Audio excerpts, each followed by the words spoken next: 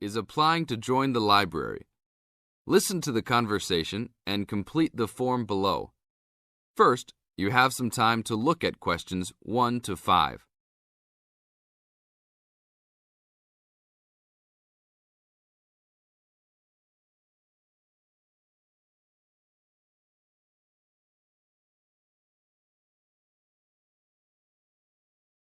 Now we shall begin. You should answer the questions as you listen, because you will never hear the recording a second time.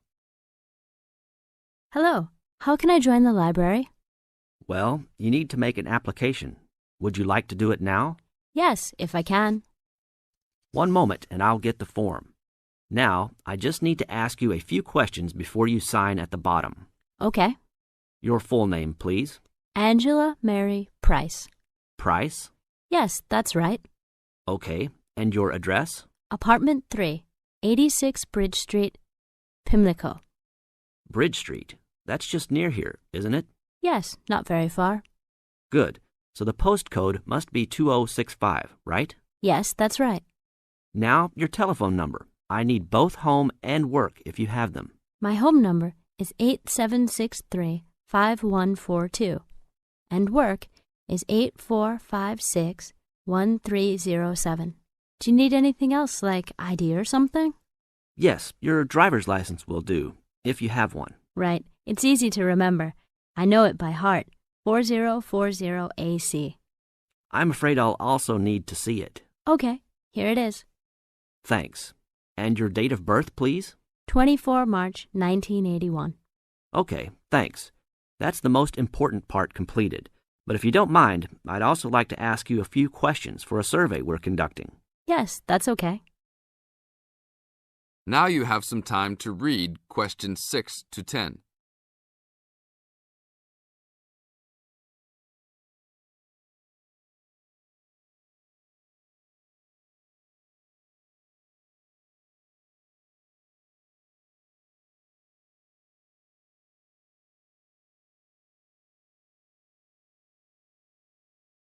As the conversation continues, answer questions 6 to 10. What kind of books do you like to read? Here's a list to look at. Oh, it varies from time to time, but I always like to relax and learn about other countries I might visit one day. I don't like anything too heavy or serious, unless it's about animals or the environment. I'm not really into sport very much. Anything else? Well, I do like entertaining at home. You know, dinner parties. So I suppose you'll have something for me in that line. The pictures in those books always make me hungry, although they never seem to turn out exactly as they look in the books. Fine. I think that's all I need now, except I need you to sign here on the application form. Oh, and I almost forgot. The membership fee is $20, which is refundable if you no longer stay a member. There you are. Do I sign at the bottom here? Yes, that's right. You can borrow books now if you wish, although your membership card won't be ready until next week. So if you want to borrow today, you can pick up your card when you return your first books. That's if you want to take some now. I think I will, but I'll have a look around first. Okay, take your time. That is the end of part 1. You now have half a minute to check your answers.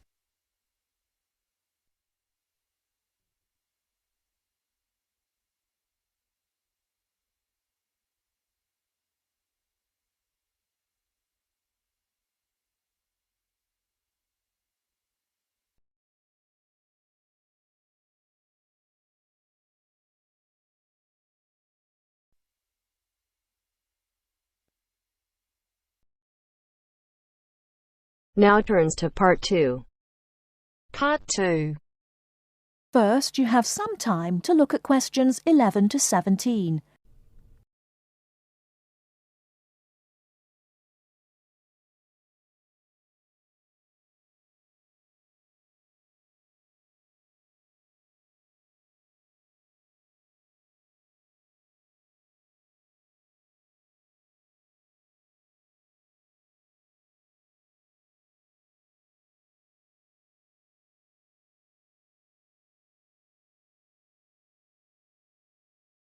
Now, listen carefully and answer questions 11 to 17. Good afternoon, everyone, and welcome to this short talk on the subject of fireworks. Now, fireworks, as I'm sure many of you know, were invented in China, though there has long been disagreement as to exactly when, or even in which century. The consensus nowadays, though, is that it was in the 6th, as there is considerable evidence of war rockets being made then. We also know that fireworks were in use by the 7th century in Arabia, where they were called Chinese arrows, reflecting their military potential. It then took a long time for them to spread to Europe. In fact, it wasn't until the 1200s that fireworks made their appearance there.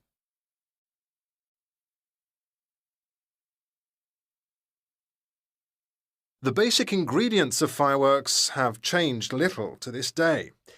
Their explosive capacity comes mainly from black powder, also known as gunpowder, which is produced from a mixture of charcoal, sulfur, and potassium nitrate. A modern aerial firework, the kind used nowadays in big public displays, not the small rocket type that you might remember from your childhood, is normally made in the form of a shell, often a sphere about the size of a peach. Inside the shell are a number of stars, surrounded by black powder, and running through the centre of the round shell is a charge that makes the firework explode when it reaches the desired altitude. This is known as the bursting charge. When this explodes, it ignites the outside of the stars, which begin to burn with bright showers of sparks. Since the explosion throws the stars in all directions, you get the huge sphere of sparkling light that is so familiar at firework displays. A shell of this kind is launched from a 75mm diameter mortar, which in some ways resembles the type used by the military. The mortar is a steel, or increasingly for safety reasons, shatterproof plastic pipe.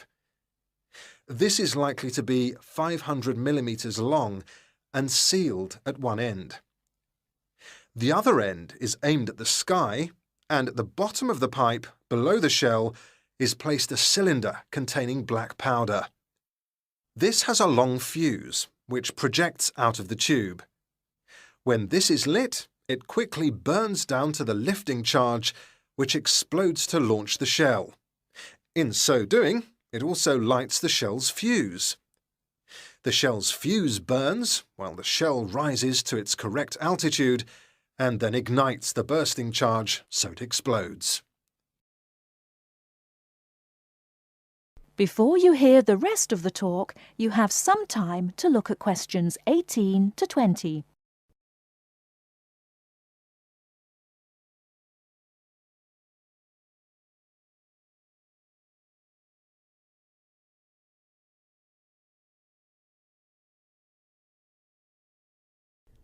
Now listen and answer questions 18 to 20.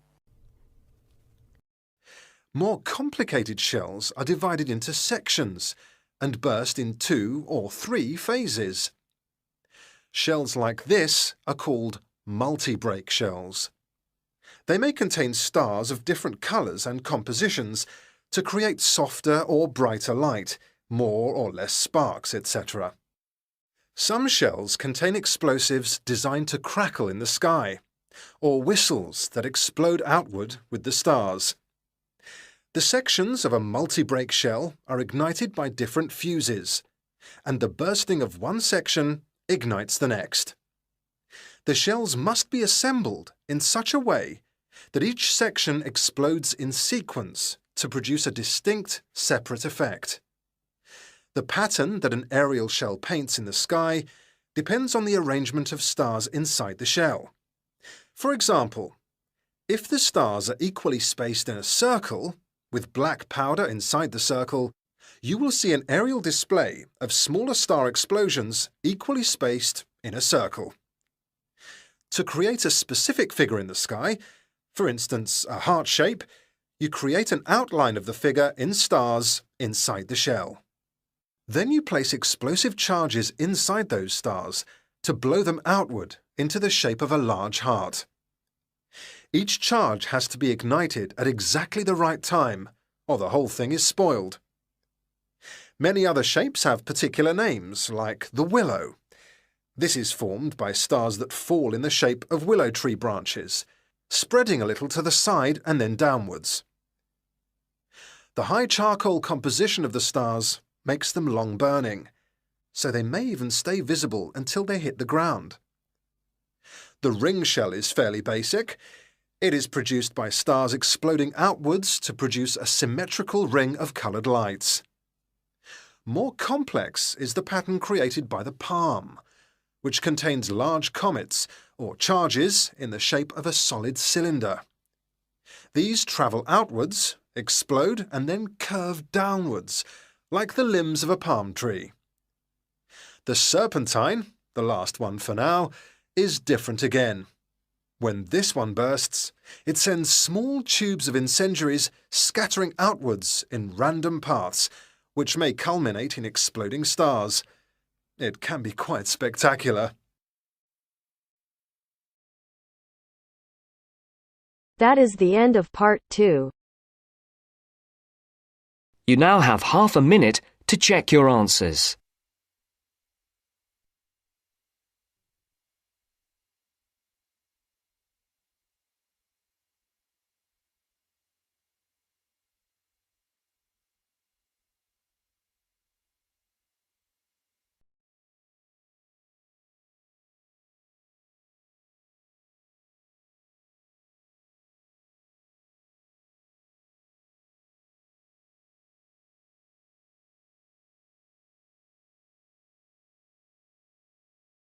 Now turns to part 3.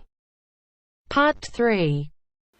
You will hear an interview with Professor Green from a local university which enrolls a large number of overseas students in its courses.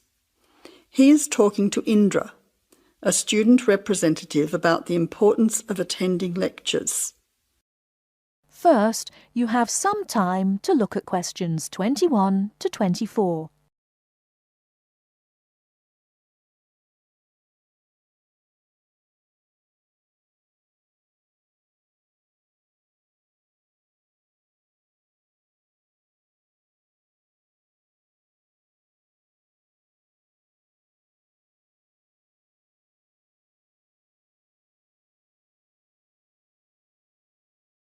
Now, listen carefully and answer questions 21 to 24. Good afternoon, Professor Green. Thank you for your time today. I wonder if you could explain why you think it is important for us to attend lectures in a course that we're studying. Well, despite the increasing dependence on online communication these days, I do think it is important. Apart from delivering the content of the lecture itself, I believe that there are some general communication benefits from having large groups of students together in one place. For lecturers, it is an opportunity for us to address many students together at one time. For students, it helps you to feel part of the wider learning community who are following the course. You can interact with each other both before and after the lecture to discuss the ideas and content, networking with each other and comparing your notes. But isn't most of this achieved, as you said, these days through online communication? Well, lecturers do communicate with students online, of course, but we usually only give a summary or notes of the lecture, so there are significant differences. When you go to lectures, you get more of an insight into what the lecturer considers important. We give additional commentary and anecdotes, and by voice emphasis, we can alert you to the key concepts, theories, and issues of the subject. By not attending lectures, you might miss crucial information about what we are expecting in an assignment. You know, these extra things can make a difference. Okay, but there are tutorials. There is a lot of interaction between students and lecturers in tutorials. Can't all this be done in tutorial discussion groups instead of having lectures? Yes, to some extent. But during lectures, the lecturers can sensitise you to the debates and the controversies that are dealt with in the literature. This can help you think more critically about the subject. So then, when you come to the tutorial, you'll be able to come with some questions and ideas for discussion. The result of this is that the tutorial class will be more beneficial for everyone who attends.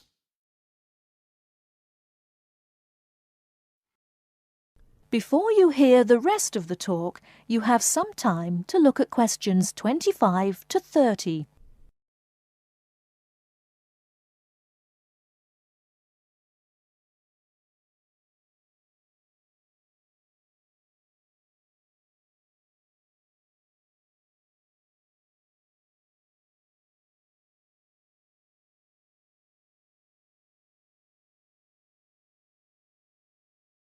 Now listen and answer questions 25 to 30.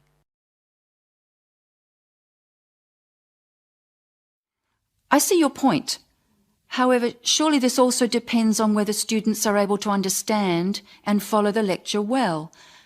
What strategies do you recommend to help students get the most out of lectures? I would say that first of all, it is important to do some pre-reading. By doing this, you get an orientation to the topic. You'll become familiar with the key terms and you'll be able to follow the lecture points more easily. I also think it is good to arrive early to collect handouts and to find a seat where it is easy to see and hear what is going on. Then, importantly, during the lecture itself, you need to be attentive. I know from experience that it is often difficult to be attentive. What can students do to improve their attentiveness during the lecture? I think that there are two keys to following a lecture successfully: using the visual cues and using active listening techniques. By maintaining eye contact with the lecturer and following how the lecturer makes use of the slides, whiteboard and so on, you are using the lecturer's visual cues, which help make the structure of the information clear and give you a sense of what's important. Then, using active listening techniques will also help you to process the information. What do you mean by active listening techniques? Well, you need to pay attention to the methods the lecturer uses to highlight important information. As I said before, in the spoken language of a lecture, we get the benefit of things such as stress and intonation, use of examples and anecdotes, as well as the language signals used to show relationships between ideas. Yes, I see what you mean. These things will be missing in written summaries. And what about taking notes? Does that help? Taking notes helps you to concentrate, so I would certainly advise you to do that. It's difficult to listen and write good notes at the same time, so it does take some training. Yes, taking notes needs a lot of practice, I've found. Do you have any other advice? Well, I can't finish without stressing the importance of formulating questions while you are listening. During the lecture, you should ask yourself questions about the content of the lecture and the points you are following. Ask questions like, what are the benefits or problems? What other examples are there? How does it work? Why does this happen? This will keep you focused and actively engaged in the content of the lecture. Professor Green, thank you very much for your valuable tips and your time today. You are very welcome. That is the end of part 3. You now have half a minute to check your answers.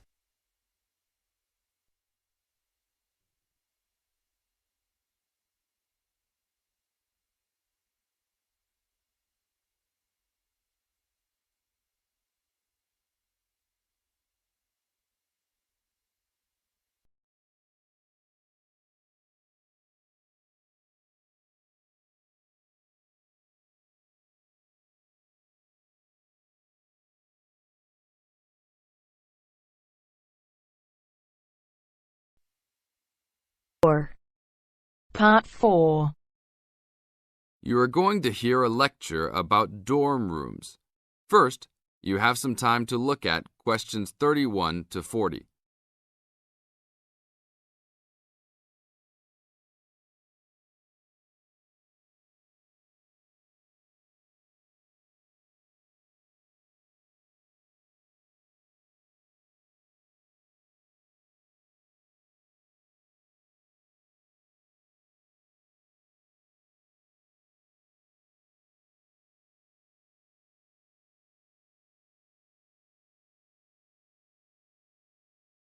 Now listen to the tape and answer questions 31 to 40.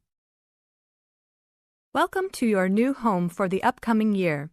These dorm rooms are among the best in the nation and are the newest ones at this school. So I hope you will all learn to appreciate them and take good care of all the facilities here.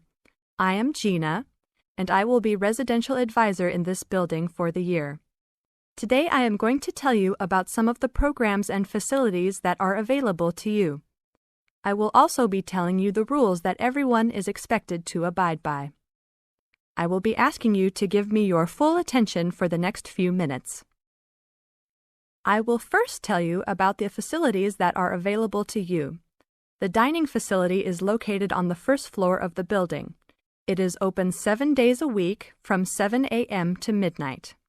All the food offered to students is freshly made every day, and my own opinion is that the food is actually quite good. Feel free to come and grab a banana for breakfast or sit down with a group of friends for dinner. Although your meals are served buffet style, please do not waste food. All students are expected to clean their own tables after meals. In the basement of this building, there is a gym and recreational hall. The gym has workout equipment such as treadmills and weight sets. In the recreational hall, there are ping pong tables and a pool table for student use. You must sign in when using this equipment, and you will be held responsible for any damages or losses. The gym and recreational hall are open daily from 10 a.m. to 10 p.m. There is a kitchen located on the second floor of this building. Your dorm key will open this door. Inside there is a refrigerator, a microwave, an oven, and a stove. This room is open 24 hours a day, 7 days a week. If you decide to cook a meal, please be considerate to all the students and clean up after yourself. You can use some food in here, but please do not make a mess. Some students do end up having their food eaten from the fridge, so be careful. Don't leave anything that looks like it tastes really good. Do not leave pots and pans lying around in the kitchen. Please store these in your room. There are many programs being sponsored by our building this year. One of the most popular is our Saturday morning outings. In the past years, these trips have included going fishing, hiking, cycling, ice skating, and even going to the beach. There will be a listing of scheduled events coming out soon. The university sponsors these trips, so transportation will be provided. However, there are usually some costs associated, though they are usually minimal. Our building also has a volleyball team. All students who live in this building are welcome to join. Last year we won first place in the dorm league. Please sign up at the front desk if you are interested as soon as possible, as there are only 20 spaces available based on a first-come, first-served rule. The last things I want to talk about are the rules of our building. I know rules can be boring, but they are necessary to ensure the welfare of everyone living here. First, noise levels must be kept to a minimum after 11 p.m. Many students have early classes, so for those of you that have the luxury of sleeping until 10, please don't stay up late making lots of noise. Secondly, all visitors must sign in at the front door. Even if you have friends that are regular visitors, they must still always sign in. This rule is to prevent theft and robbery from occurring. Thirdly, alcohol and drugs are not permitted in this dorm in any place or at any time. Lastly, just be safe and have a great time. University is the greatest time of your life, so make the most of it. Thank you all for your attention. That is the end of part 4. You now have half a minute to check your answers.